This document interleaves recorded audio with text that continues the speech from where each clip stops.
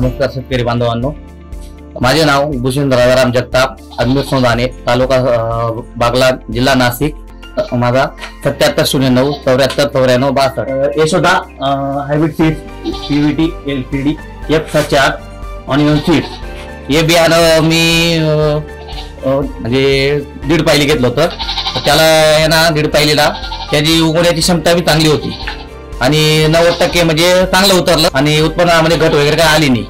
2 एकरला ते कमीत कमी मला 14 टारल्यावर माल निघाला.